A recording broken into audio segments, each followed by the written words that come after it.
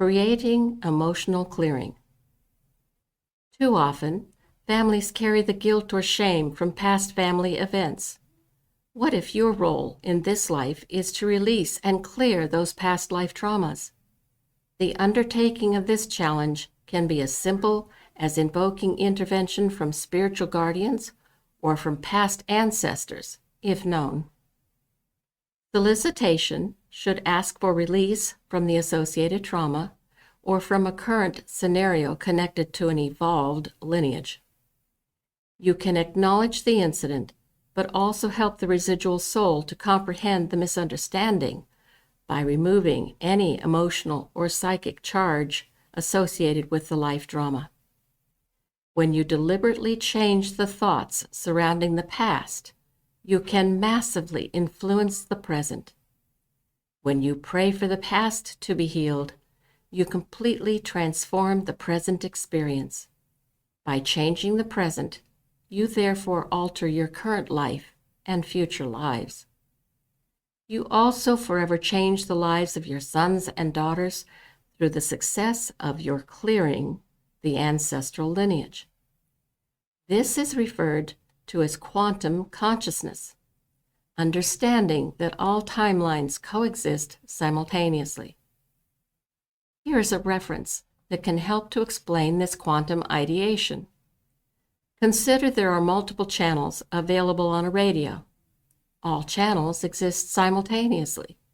One channel can be dialed in at any given moment, but changing the channel allows access to a different frequency. This is similar to accessing quantum fields. Quantum fields exist simultaneously, with each corresponding to a different frequency. The higher the frequency, the higher the reality. The power of prayer. Stress in the family line can create separation from a sovereign source, especially when love has been challenged. Separation from source can lead to unresolved generational patterns in the future if left unresolved. Through acknowledgement, understanding, and forgiveness, it is possible to heal any family crisis from the past.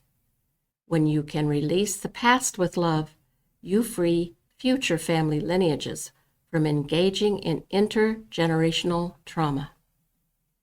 Life experiences can thus become teaching elements for the soul.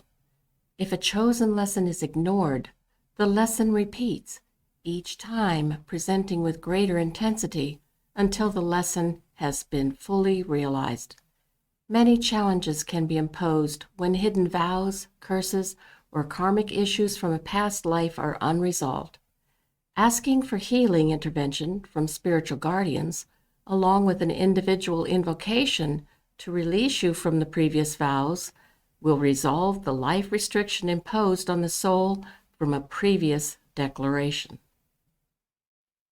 Suicide. I want to address the topic of suicide. Many religions disavow a soul that has ended their life prematurely. Too often, this stigma shrouds a family with the shame and guilt associated with the accumulative events that may have led to the individual's inability to cope with presenting life issues. More than likely, the soul carrying this ancestral scenario is attempting to clear something from a soul family perspective. From a spiritual perspective, this has no bearing on the record of the soul, nor from the perspective of the parental family, or from the viewpoint of any associated individual emotionally attached to the individual. There is no guilt or retribution invoked upon the soul who has chosen to end their life prematurely. This is a social stigma. In my family's history, there have been 4 suicides during this lifetime. This unfortunate history provides me with many significant details I need to be aware of. First, I carry the family scenario of premature death through suicide. This means I must be mindful of the predisposition, so when emotional compromising situations present themselves, I must dig deeply into my own psychic composition to overcome the scenario of a premature departure. Secondly, I need to honor the lives of those who found the only solution to their internal suffering was to find a way to end their mental anguish through suicide. I can appeal to the higher consciousness of the individuals, acknowledging the difficulties each encountered, provide them with a deeper understanding of the life lesson they choose to overcome, and remind each they are divinely loved. I ask each what is necessary from their mental perspective to help them release the trauma they have endured. This releases the scenario from occurring in future lineages.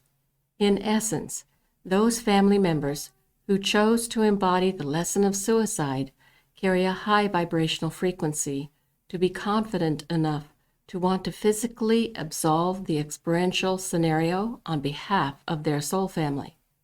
Only a master would choose to explore this challenging emotional life compromise. Reminding the individual embroiled with the emotion of failure that their life mission was to overcome the emotional negativity of this scenario, and then reminding them of their master status is usually all that is necessary to release the compounding trauma. Usually, if a soul has prematurely exited before mastering a soul lesson, they return to the physical dimension bolstered by countless years of starlit guidance with greater determination to overcome the challenges that may present. Once again, to be clear, there is no condemnation from a spiritual perspective for any soul that has prematurely departed.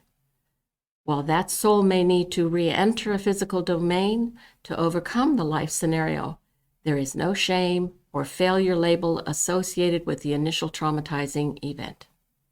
One final note on the subject. While sorrow may linger for the grieving family members still exploring how they could have helped a family member or why the troubled individual took their life, their family member is renewing their spirit surrounded in the loving arms of the spiritual domain. The burdens and challenges of their life may have become too compromising to master. The renewed soul will return with more determination and greater resilience to overcome future challenges.